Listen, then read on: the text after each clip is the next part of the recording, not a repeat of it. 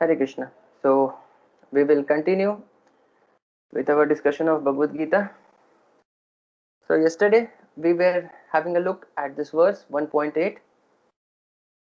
So the translation of the verse is like this: there are personalities like you, Bhishma, Karna, Kripa, Ashwathama, Vikarna, and the sons of Somadatta called Bhurishrava, who are always victorious in battle.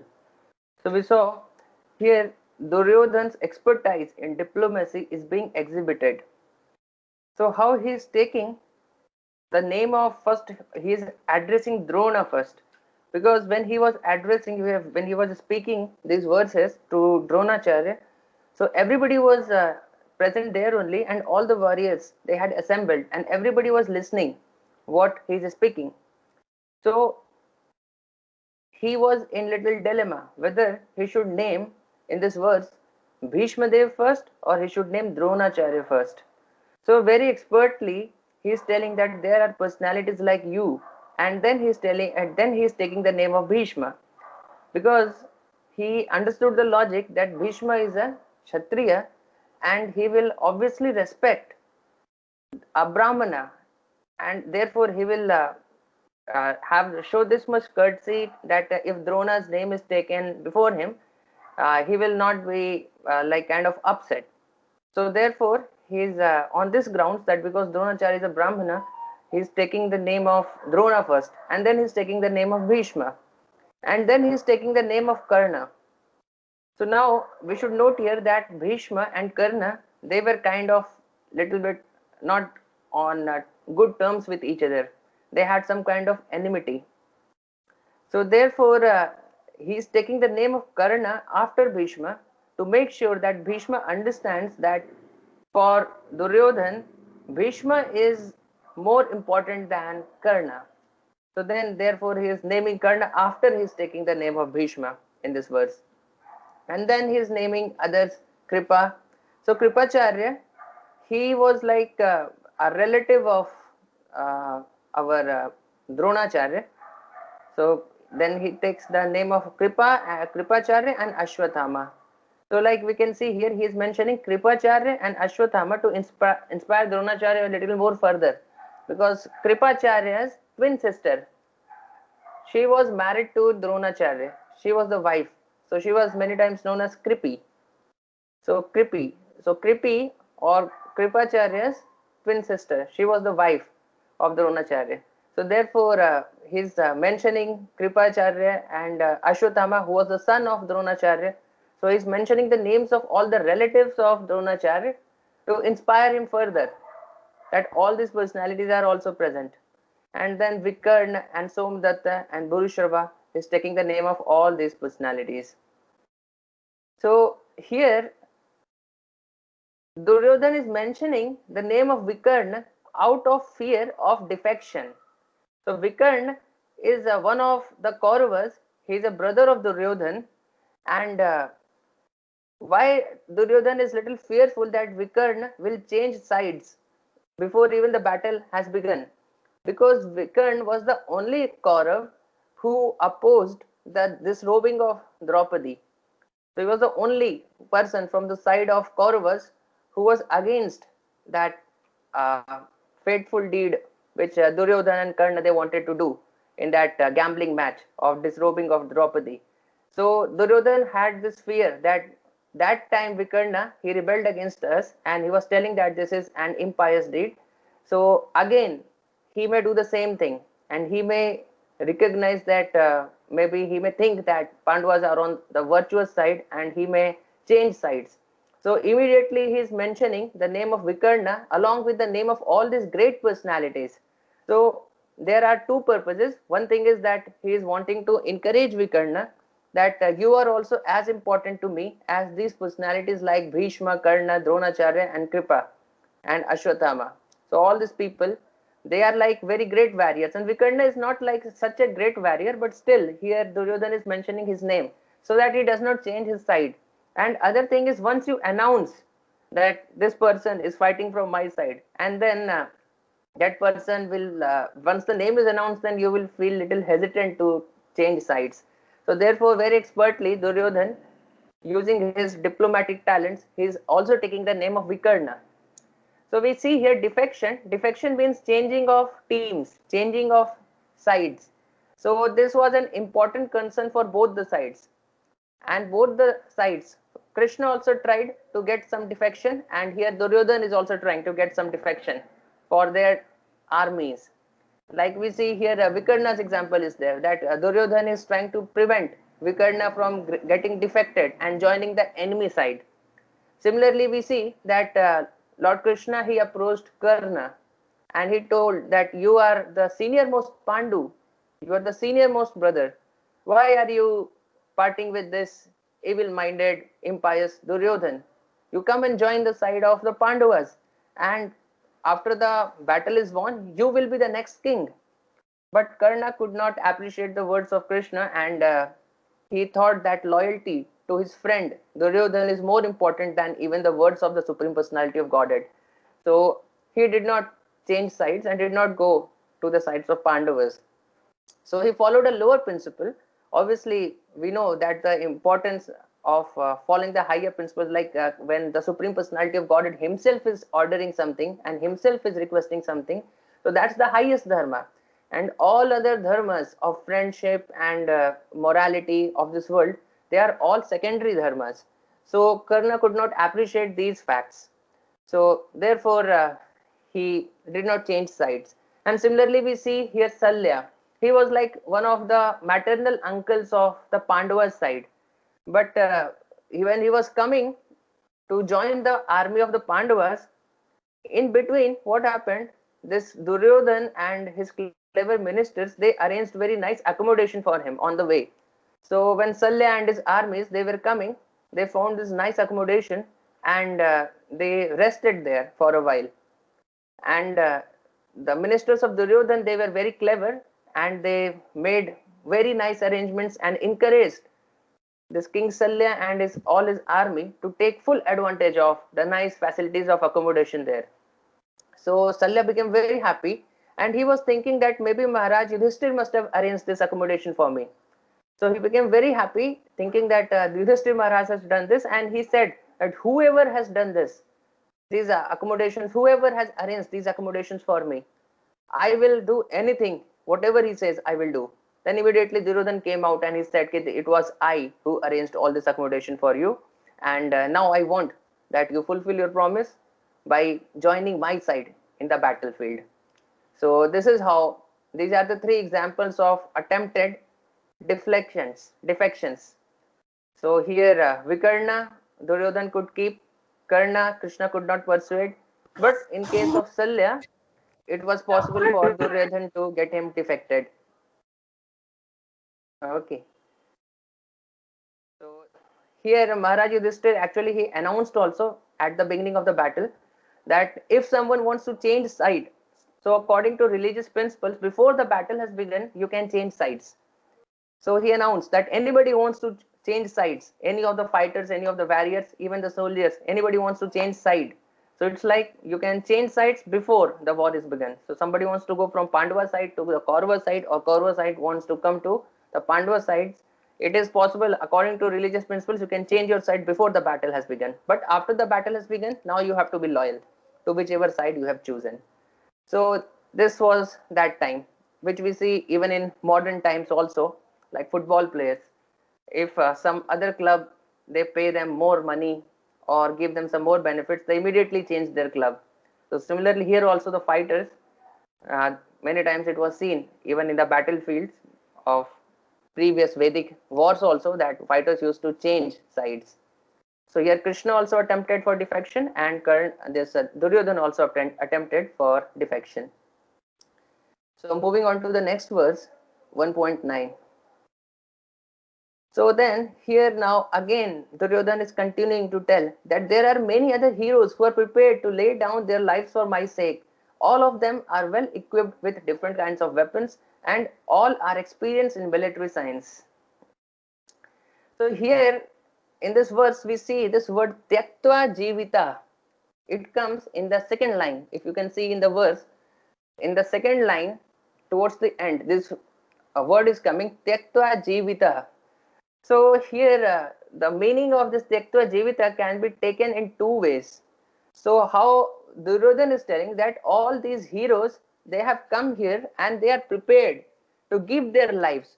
Tyaktva Jivita, that they are ready to give up their lives for my sake. So this is what how Duryodhan is presenting this verse, Tyaktva Jivita, how he is speaking, that these people are ready to give their lives for me. But in other words, the other meaning of Tyaktva Jivita can be taken that all these people are destined to die, because all these people have joined the party of the evil-minded person, Duryodhan. They have joined the sinful side. So it is already decided. It is like kind of a foretelling, a kind of a prediction, a prophecy that yes, all these fighters will die. They will all give up their lives. So Tektva Jivita, where acharyas have given two ways. One is the external way and one is the internal meaning of Tektva Jivita. But here we can see that Duryodhan was very confident of his victory, because he was thinking that obviously we have such a big army and we have fighters like Bhishma Pitama, Dronacharya, Karna, all these great warriors. So they were like, Mahabharata describes that these fighters were like Timingla fish. Timingla fish is like a kind of a very violent and very, Timingla fish is so big that it can swallow the whales. Now we do not find Timingla fishes in the world. Now in our present modern world, in the ocean, the whales are the largest fish. But Timingla fishes were such big fishes that they could even swallow the whales. So Mahabharata mentions that these fighters were like Timingla fishes. But because Krishna was on the side of the Pandavas, therefore Pandavas could come out successfully. So moving on to the next verse, the 10th verse. So the translation of this verse goes like this. So here again he is expressing Duryodhan his confidence that we are going to win. He is telling that our strength is immeasurable and we are perfectly protected by grandfather Bhishma, whereas the strength of the Pandavas, carefully protected by Bhima, is limited. So from the Kauravas side, the Senapati, the commander-in-chief, he was grandfather Bhishma Dev. And from Pandava's side, the Senapati or the commander-in-chief was Bhima. So Duryodhan was specifically envious towards Bhima, because we know that Bhima had taken a vow that he will break the thigh of Duryodhan, and he has taken the vow that he will kill all the Kauravas. That obviously, if Duryodhan is supposed to die, he is also one of the Kauravas, then he knew that if at all I have to die in this battlefield, then it will be Bhima who is going to kill me, because he has taken this vow. And we see also that Arjuna, he got this opportunity to kill Duryodhan once when he was chasing some other warriors. It's a detail of the Mahabharata war story that many of the Pandavas, they got opportunity to kill some of the Kauravas, but they did not do, because they knew that Bhima had taken this vow that I will kill all the 100 children of the Pandavas, of the Kauravas, sorry.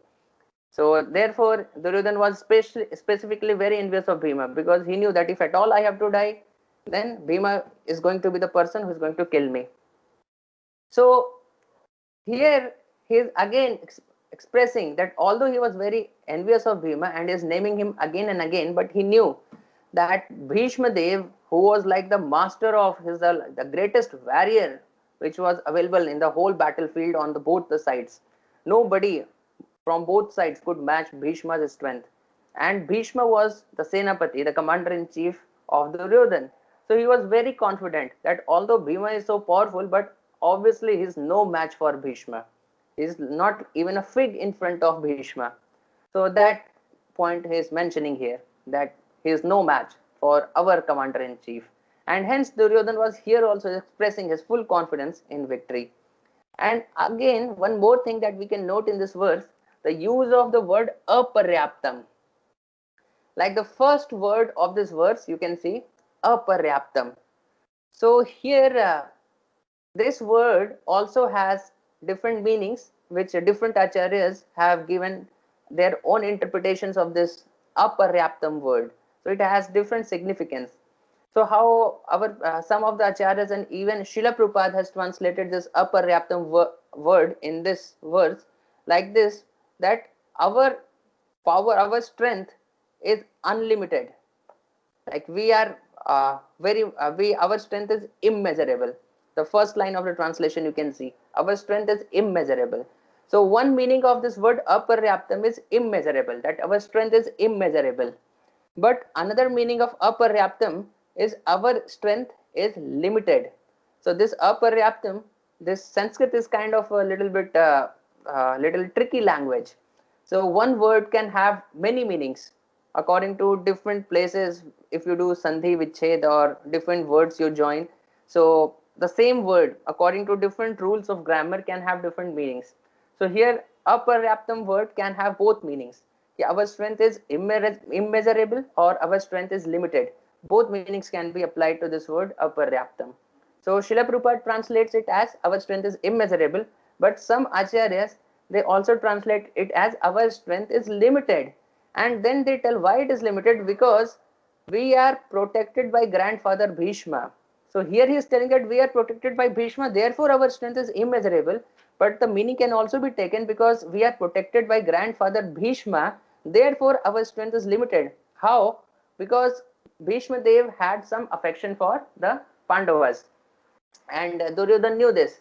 So therefore he is referring here to Dronacharya. He is speaking this verse to Dronacharya, and he is telling that our strength is limited because we are protected by Bhishma, who is having a soft corner for the Pandavas.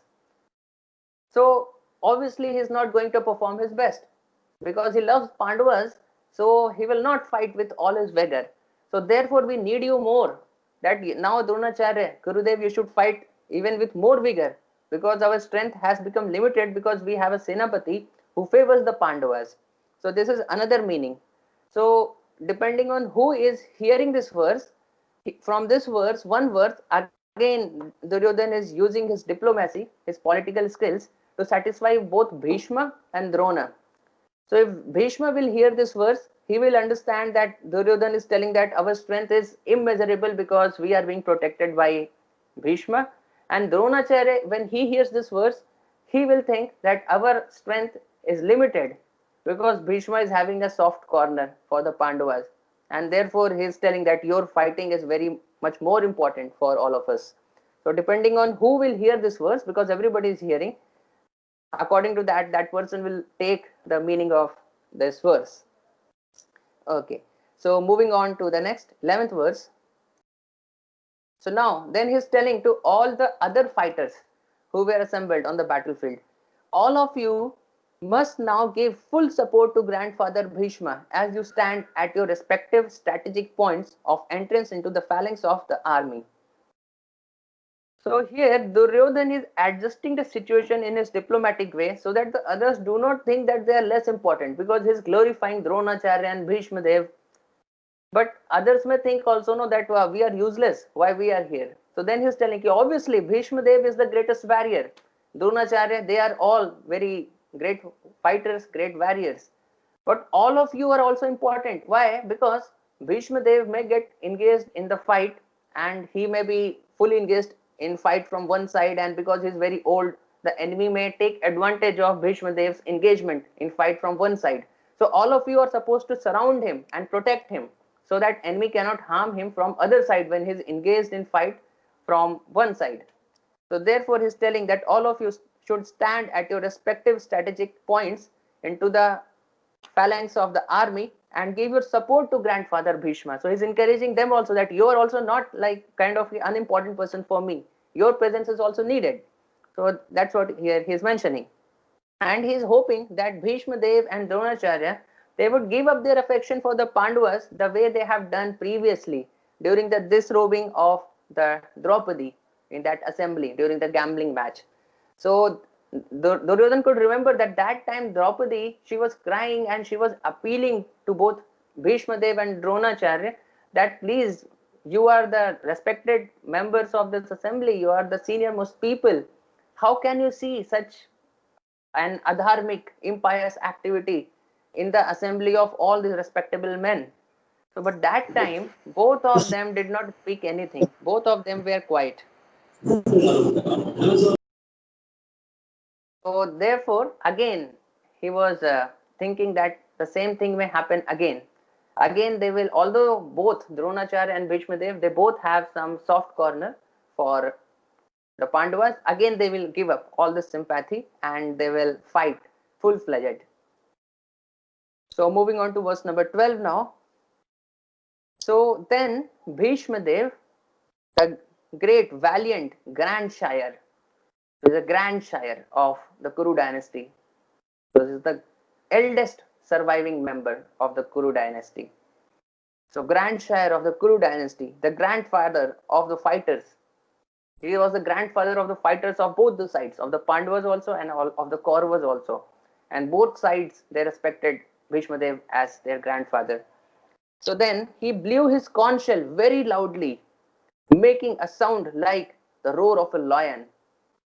So can you imagine Bhishma Dev, the greatest fighter, who has defeated even Parshuram, that kind of a fighter, when he blows his conch shell and announcing that yes, now I will start fighting. So what will happen to the other fighters?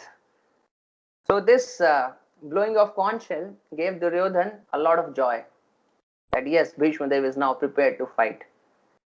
So here the blowing of this conch shell by Bhishma Dev has again a superficial meaning and a deeper meaning, because we know Bhishma Dev was a very great devotee of the Lord. So superficially it seems that he is blowing his conch shell to encourage Duryodhan that do not worry, I am here to fight now for you. But there is a deeper meaning to it. He is telling, by blowing of this conch shell, the blowing of conch shell signifies what? We blow conch shell when we worship the Supreme Lord. So by blowing his conch shell, he is telling that although you are speaking so many heroic words, but the fate of the battle is always in the hands of the Supreme Personality of Godhead. And the Supreme Personality of Godhead is there on the other side. So what hope of victory do you have? And he is just blowing the conch shell to just depict this fact that victory and defeat is not in my hands. Although because I have taken a vow that I will always remain loyal to the throne of this of the Kurus of Hastinapur, whoever is the king of Hastinapur, I will remain loyal to him. So therefore, because it's my duty, I am obviously going to fight to my best capacity. But obviously, because I am a very great fighter, you cannot think that we will win, because victory and defeat is always in the hands of Supreme Personality of Godhead, Krishna, and Krishna is not on your side. He is on the side of the Pandavas. So that he is signifying. So he is not speaking any words. He just blew his conch shell. He did not reply to Duryodhan by speaking some words. He just blew his conch shell. So by that Duryodhan is getting encouraged, but inside his heart, Bhishma Dev is giving this message. So this is the superficial and then the deeper meaning of blowing of the conch shell by Bhishma Dev. And then here we can see one more thing which Srila Prabhupada mentions in many of his lectures. What is the difference between the modern fights and the Vedic fights? So now here we see all these great warriors, all these kings, they were leading their army from the front. They were not like today's wars. The main person, the politicians, they just sit inside their houses very safe and they send the soldiers that you go and fight at the whatever LOC or boundary of the country, wherever.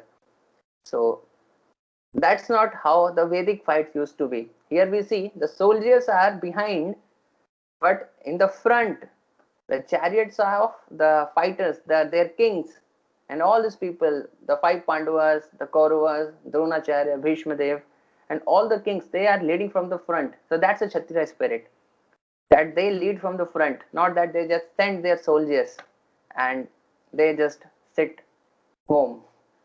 So that's how here Srila Prabhupada compares. And he also tells that here the Kshatriyas were fighting, not that any Tom, Dick, Harry was, not the ordinary citizens came to fight. Citizens were safe inside Hastinapur. Not that because the fight is going on, they also have to be killed.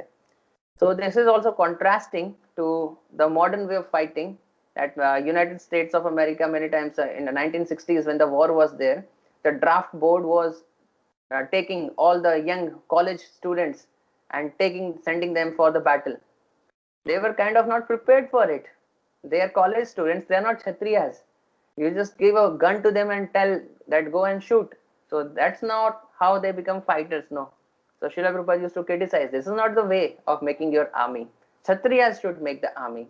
So here the fighters, they were all proper Kshatriyas, and other citizens, they were safely inside the city. So this is how things happen. So I just remember one Maharaj, one very senior devotee. He is very honest. Previously he was in the army, so he was telling his own story that when I was there in the army, so I was not a Kshatriya. I was very fearful of these bullets and bombs and everything, but somehow they caught me and they gave me a gun and sent me into the army and sent me to fight. And when I was there on the front line, the bombs were dropping, the bullets were coming, and I was so fearful. I felt that okay, now today it's the end. So one by one, my friends were from both the sides, they were falling down dead. And I was thinking today I'm also gone. So then I became so fearful that what I did, my friend's dead body was next to me. I just took that dead body, made it as a cover, and using that dead body of my friend as a cover, who was like lying there, and I took it as I made him as a cover so that I am protected from the bullets. And using that cover, I ran back as fast as possible, using that cover back to the army camp. So when he reached back to the army camp, the doctors found that the friend's body, whom he was thinking is dead, he was not dead. He was still alive. And the doctors treated his friend and he became okay. And that friend became so grateful to him that, oh, you saved my life. And he actually got medals and awards for saving the life of a fellow soldier, risking he was glorified that, oh my God, you risked your own life to save the life of a fellow soldier. So he got medals, awards, and so many salutes. So he was telling it was way back when he was there in the army. So now he is an old person and he is a sannyasi now, not no more into the army thing. So now he spoke very clearly that that time I did not deserve that bravery medal. I was not a Chhatri, actually I was very fearful. I wanted to run away and I was using his body as a cover. And somehow this happened. So this is what happens when you send people who are not Kshatriyas for fighting. But here in the battlefield of Kurukshetra, we see that the people were Kshatriyas. So they were not fearful. They were like people who will get a lot of joy when they see little bit of them, when they smell blood or some if something is no cut on the body, so they will not get a feeling only. Some cuts on the body, then now they will feel like now the real pleasure will come into fighting. So that's the Kshatriya spirit. So some that kind of Kshatriyas are there even now, only few, but still we can still find in the world some that kind of Kshatriyas. Like one soldier I knew, he was fighting and somebody stabbed him with a knife. So what he did, he just his intestines actually came out. So he just took the intestines, kept them back inside his stomach, and took that same knife and killed the enemy also. So he was also given bravery award. So that's the Kshatriya spirit. So not that ki little bit to cut here on your finger, then oh a person comes dawa lagao or something. So that's not a Kshatriya. Kshatriya means ki he was stabbed actually and intestines actually came out, but he kept the intestines back and then with the same knife he killed the enemy and then he came back. He treat me now. I am back into the camp. So that's the Kshatriya spirit. So some that kind of Kshatriyas we can find now, but here battlefield of Mahabharata, here Kurukshetra, it was full of that kind of Kshatriyas. So we can just imagine what a battle it was. Not like any ordinary battle. It was a fierce battle in which everybody was excited. Nobody was fearful, full of anticipation and excitement. So that was the thing. Okay, so this is the final verse, 1.13. We'll just do it and then we will end for today. After that, the conch shells, drums, bugles, trumpets, and horns were all suddenly sounded, and the combined sound was tumultuous. So, here we see the devotees, they may take to violence. Sometimes, many times, people think that devotees, they should be non-violent, especially to the, if you are in a saffron cloth and you are a brahmachari, obviously brahmanas are supposed to be non-violent, that's correct. But many times people have this expectation. A devotee means he should be very peaceful, very calm, and he should not become angry or upset. He should not shout.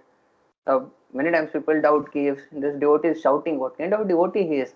Because people have this sometimes this expectation. Sadhu means shant, ekdam peaceful. So, but here Srila Prabhupada is telling that if it is needed, then devotee can take up weapons in his hands if it is needed for the service of Krishna. Like Arjun, he wanted peace. He never wanted to fight, but because it was Krishna's order that you fight, he took up his Gandiva bow and started fighting. So Srila Prabhupada mentions here that one of the qualities of devotee is Daksha. Like there are many qualities of devotees mentioned.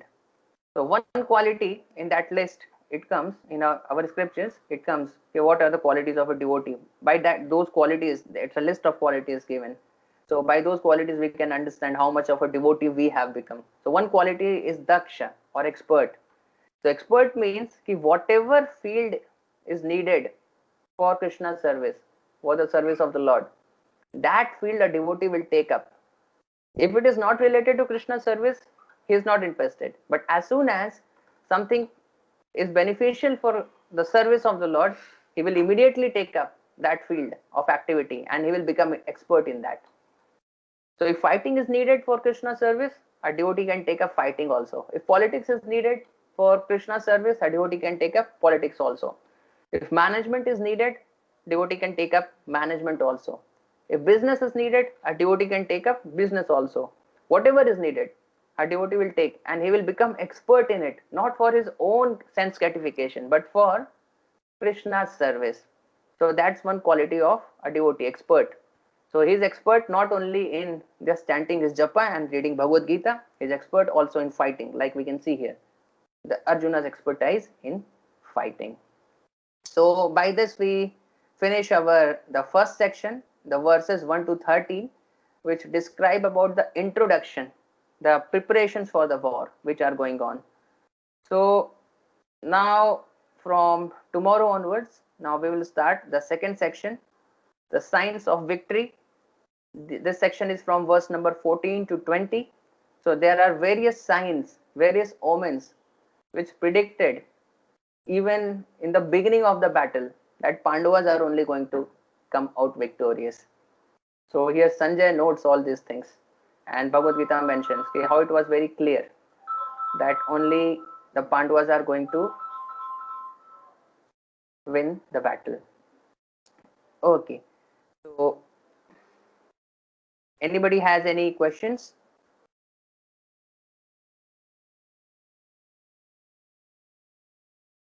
Anybody wants to say something or any questions? Nothing? Okay. ठीक है, so we'll finish for today. Srila Prabhupada ki jai.